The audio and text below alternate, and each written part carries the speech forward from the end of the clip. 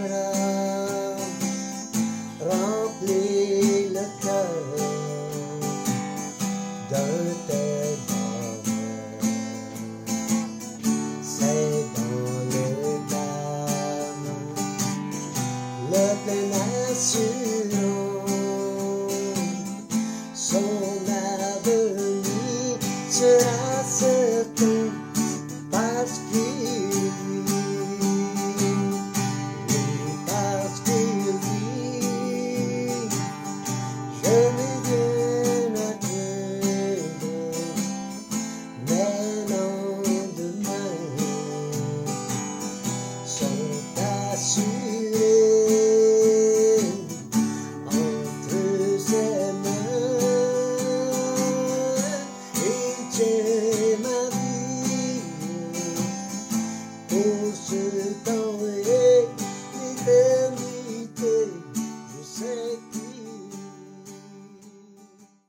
Le Père t'aime. Oui, oh, c'est bien ça. Moi, Toi, le Père t'aime aussi. oui, on est bon. Et le Père t'aime. Alléluia. L'amour du Père est certain, puis inconditionnel. On va lire là-dessus. Le Père t'aime. Amen. Alléluia. Les personnes ont tendance à baser leur vision de Dieu sur celui qu'ils appellent Père dans cette vie. Mais les pères terrestres sont-ils une bonne image de notre Père céleste? Dieu leur ressemble-t-il? Moi, là, sur le Père, là, ça a été très important quand je suis venu au Seigneur. C'est ça qui m'a attiré à lui. Moi, là, mon père, il y avait mon grand frère, ma grande sœur, puis il y avait moi. Trois enfants du mariage. Puis moi, j'étais le bébé. Puis j'étais dans les bras de ce qu'on m'a compté, là, parce que j'avais 6 mois. Okay. J'avais 6 mois, mon père m'avait dans ses bras. Puis ma mère, mon père est tombé, ma mère m'a pris, garoché sur le lit, mon père est mort d'une angine de poitrine, d'un crise de cœur, comme ça, à 6 mois. Fait que toute ma vie, j'ai cherché un père. Cherché un père dans ce monde. Mais quand une fois j'étais à une église, puis là, il parlait du Père. J'ai reçu. Bang! Quelque chose qui s'est passé. Je ne savais pas trop quoi. Mais je suis parti dans l'église. Le prêche qui parlait du Père. Là, je suis allé à la maison. Toute la nuit, j'ai pleuré. Toute la nuit, j'ai pleuré parce que j'ai reçu tout l'amour du Père. J'ai reçu le Père. J'ai dit, enfin. Enfin, la vraie amour. Puis là, je me suis repenti d'avoir cherché dans ce monde-ci toutes sortes, qui m'a emmené dans toutes sortes de situations que je ne vous conterai pas. Mais quand tu reçois l'amour du Père, c'est tellement merveilleux. Ce Père-là est merveilleux, il est éblouissant, il est extraordinaire, il est majesté, il est splendeur. Je n'ai pas de mots pour dire qui il est. Il est merveilleux.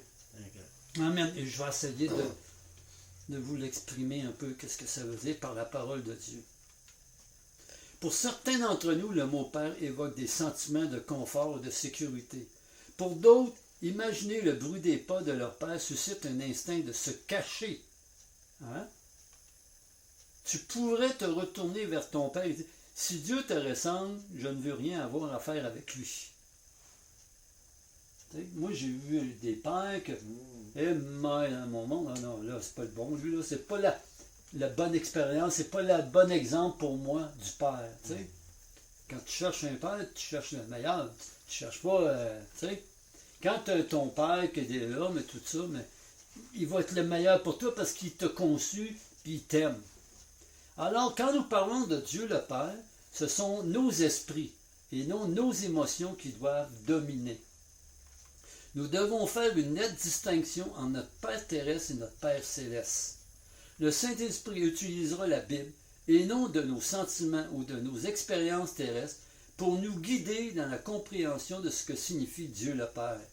Fait que quand j'ai reçu ça, c'est le Saint-Esprit que j'avais reçu, puis là, il m'exprimait qui était le Père, le vrai, spirituel.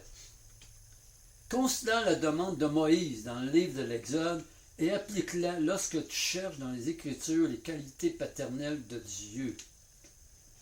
Exode 33, 13.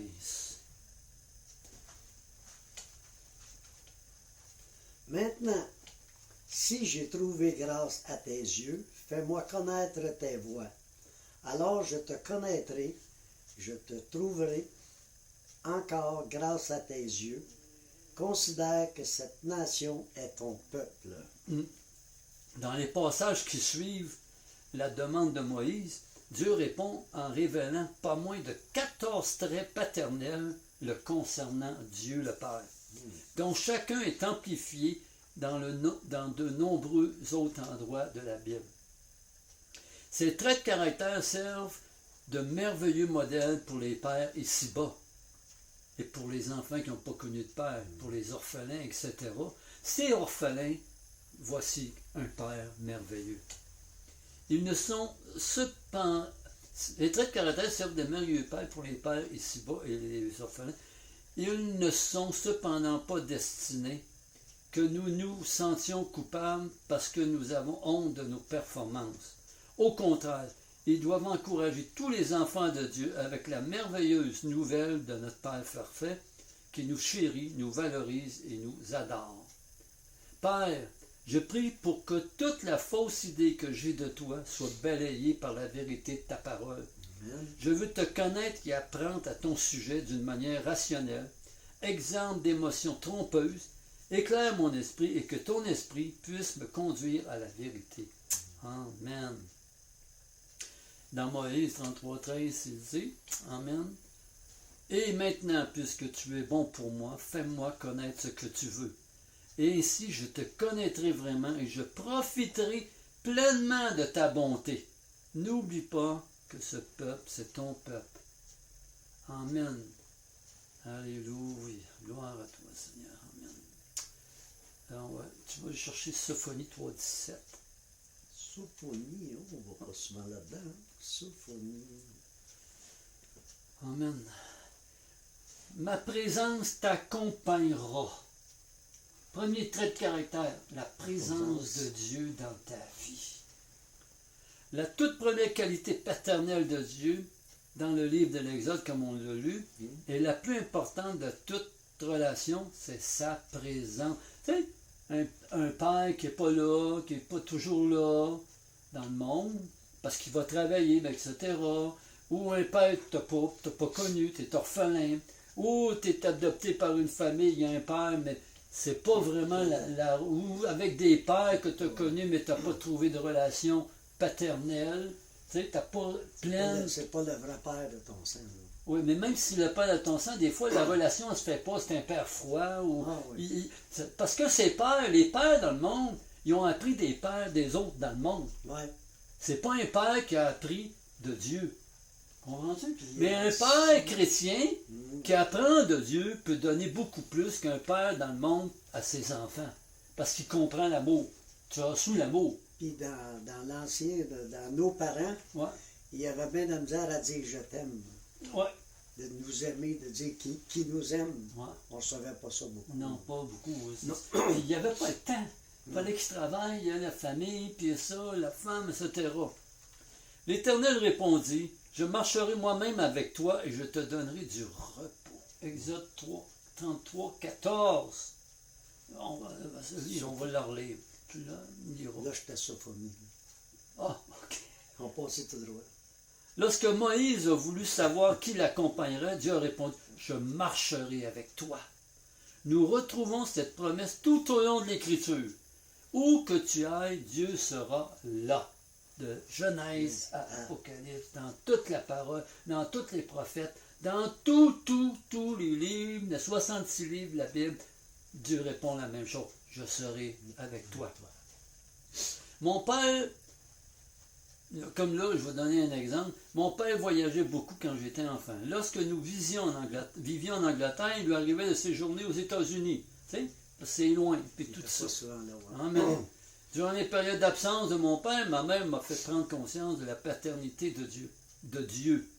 Elle m'a enseigné qu'il est toujours présent, où que je sois et quoi que je fasse. Amen. En l'absence de mon père, j'ai été amené à rechercher la présence de Dieu dans ma vie. Ainsi, elle est devenue une réalité pour toi. Elle peut devenir une réalité pour toi. Aussi, oui. La présence de Dieu dans ta vie, tout. Sache que Dieu est avec toi. intimement impliqué dans ta vie personnelle, comme un Père très présent. Aucune montagne n'est trop haute, ni vallée trop basse, ni une rivière trop large pour l'éloigner de toi. Tu peux même essayer de fuir le Seigneur ou lui tourner le dos, mais dès que tu t'arrêteras, tu comprendras que Dieu est toujours là avec toi. Amen. Amen. Sophonie 3,17. Là, on l'a, là. Amen.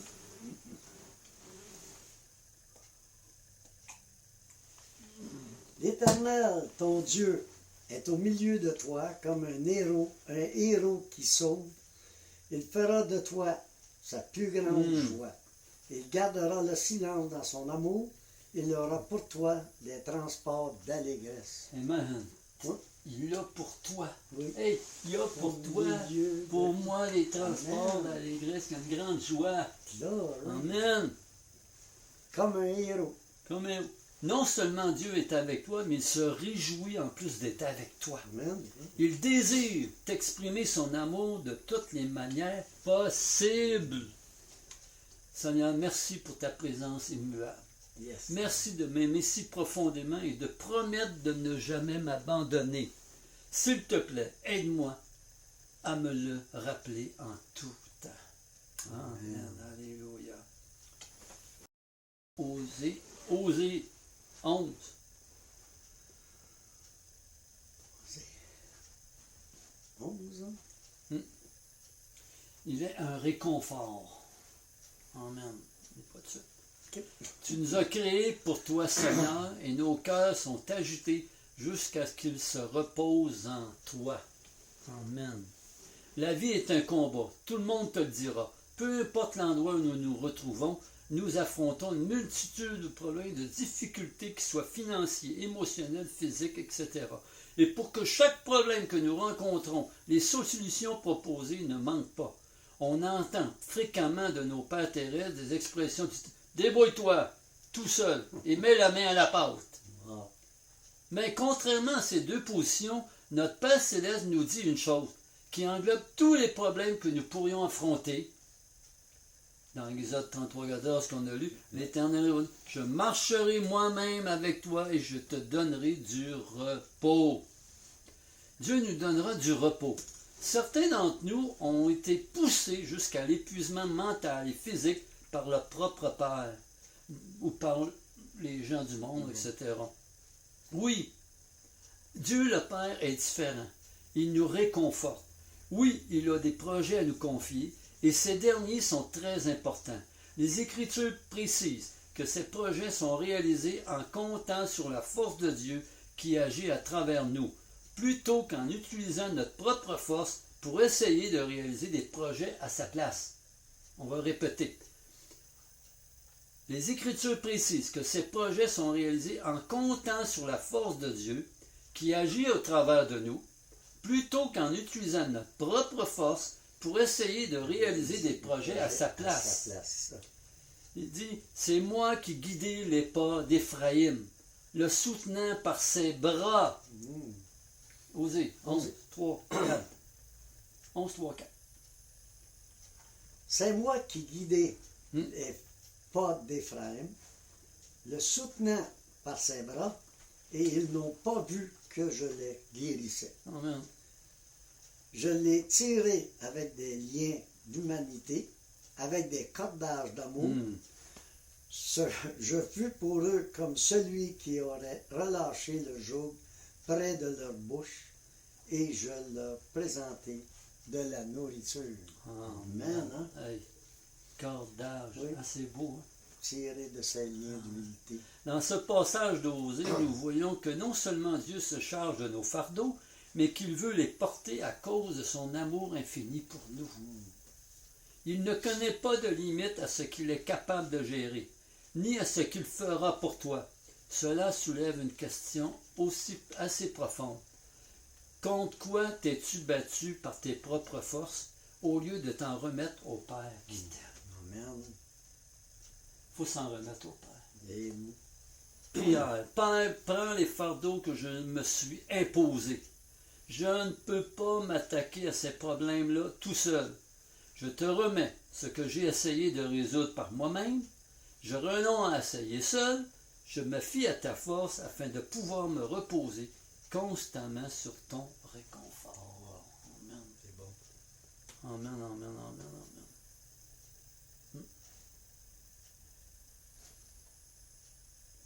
Amen. Là, tu vas aller à Exode 33, 16. La question est de savoir qui te connaît. Si nous pouvions changer d'attitude, non seulement nous verrions la vie différemment, mais la vie elle-même deviendrait différente.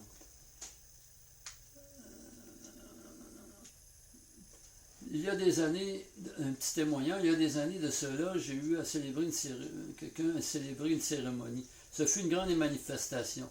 Là où je vivais, les dieux de baseball, tout, tu pouvais s'offrir des billets. Mais j'avais une entrée pour être avec les capitaines de l'équipe, etc.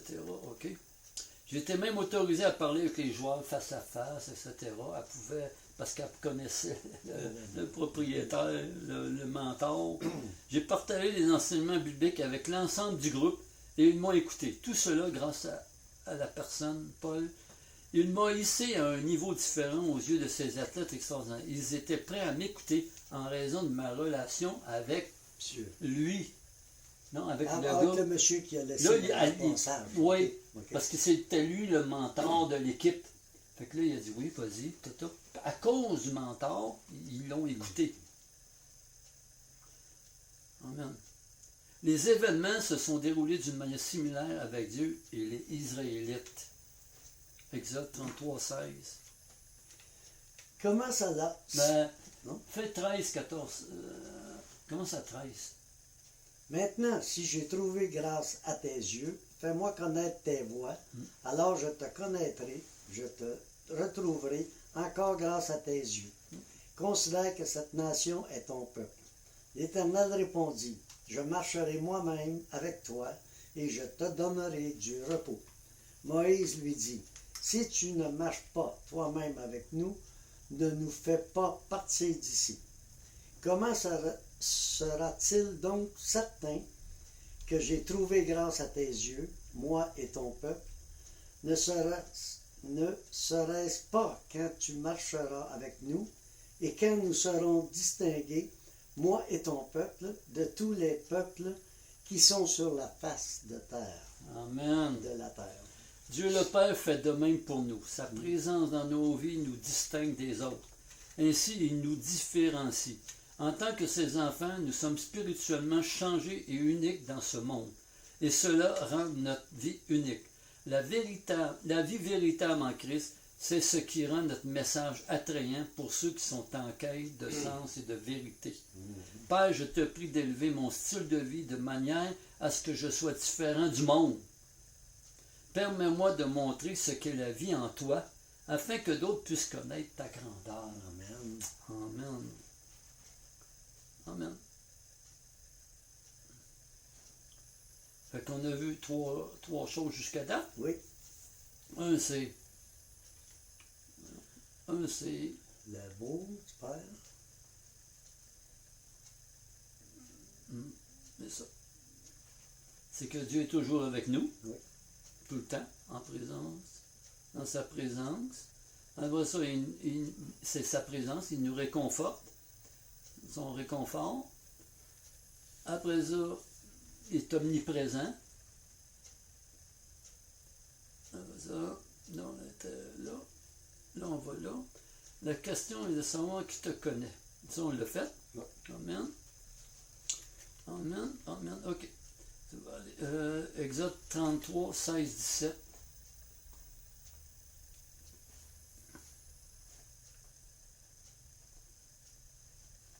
On a vu tantôt cela. On vient de le lire. On est arrêté à 16 et 17. Ouais. Oui. Comment sera-t-il donc certain que j'ai trouvé grâce à tes yeux, moi et ton peuple? Ne serait-ce pas quand tu marcheras avec nous et quand nous serons distingués, moi et ton peuple, de tous les peuples qui sont sur la face de la terre?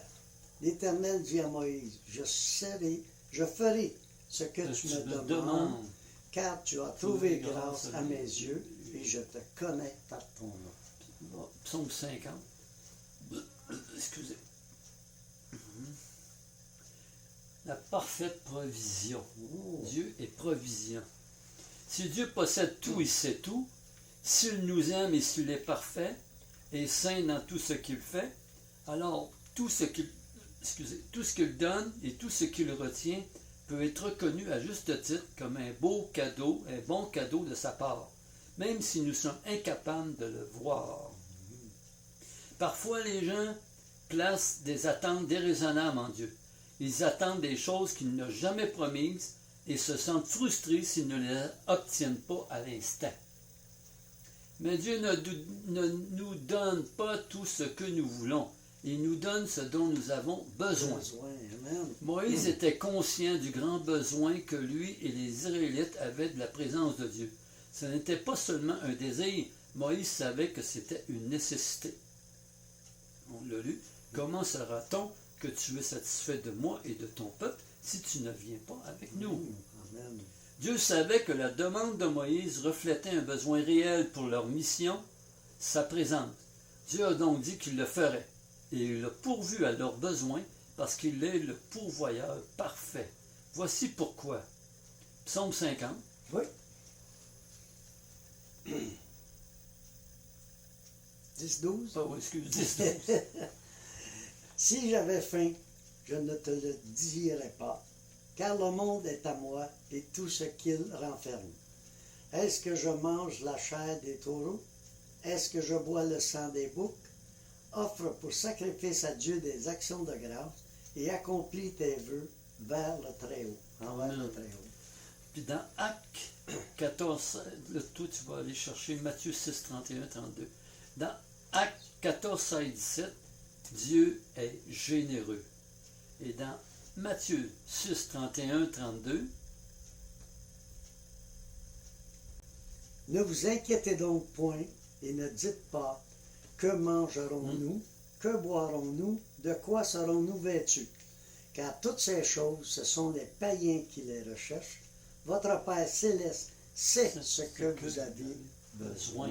Amen. Dieu est conscient de nos besoins. Amen. C'est pourquoi nous ne demandons pas seulement à Dieu ce que nous espérons. Il pourvoira, mais nous pouvons être sûrs qu'il pourvoit pour les choses dont nous avons besoin en ce moment même. Peux-tu faire la différence entre tes désirs et ce dont un Père aimant sait que tu as besoin?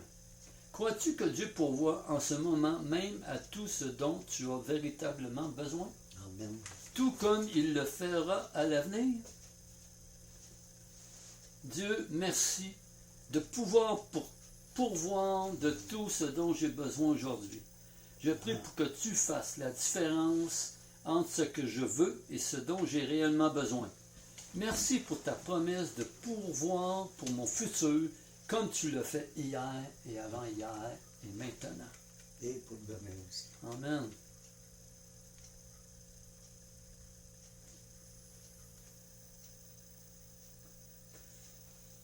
Dans le 14, je vais le lire. Autrefois, il a laissé tous les peuples suivre leur chemin. Pourtant, Dieu a toujours montré son amour. En effet, il vous a envoyé du ciel les pluies et les récoltes au bon moment. Il vous a donné la nourriture et il a rempli vos cœurs de joie. Acte 14, 16, c'est beau ça. Amen. Exode 33, 17.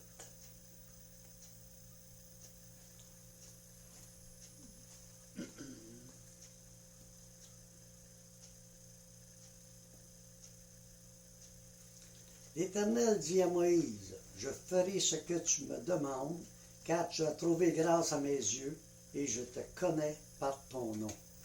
Amen. Tout le plaisir est pour Dieu. Amen. Tout au fond de moi, j'ai conscience que je suis profondément aimé par Jésus-Christ et que je n'ai rien fait pour le gagner ou le mériter. Était-ce peut-être par l'art, peut-être par des sermons enflammés et enragés? J'ignore exactement où, mais quoi qu'il en soit, un grand nombre d'entre nous croient que Dieu, le Père, est en colère. Non. Qu'il est assis au ciel sur un nuage, qu'il compte sur les points sans cesse. Il a une liste de lois et de règles dans une main et un éclair dans l'autre. Il attend simplement que tu fasses une erreur, et quand tu le fais, boum! Est-ce exact? Absolument pas. Regarde ce que Dieu a dit à Moïse lorsqu'il a réclamé sa présence. Je ferai ce que tu me demandes, car tu as trouvé grâce à mes yeux. Et je te connais. C'est ça qui est écrit? Amen. C'est ça qui est écrit? Amen. Je ferai ce que tu me demandes, car tu as trouvé grâce à mes yeux, et je te connais par ton nom. Amen. Dieu a dit à Moïse qu'il serait présent au milieu d'eux parce qu'il était content de lui. Tu pourrais dire, oui, c'est parce que c'est Moïse. Moi, je ne suis pas Moïse. Moïse est réputé être un grand chef pieux, n'est-ce pas? Eh bien, il est censé l'être, mais il ne l'est pas. Sais-tu ce qui a précédé son passage? Le peuple dont Moïse était responsable a construit un énorme veau d'or et l'a adoré à la place de Dieu. Amen. Si Moïse était supposé être un grand leader, le peuple ne devrait-il pas l'aimer, voire le suivre? En réalité, son peuple était un boulet, tout comme nous, tout comme toi. Cependant, Dieu trouve du plaisir en nous, en dépit de nos piètres performances. Amen.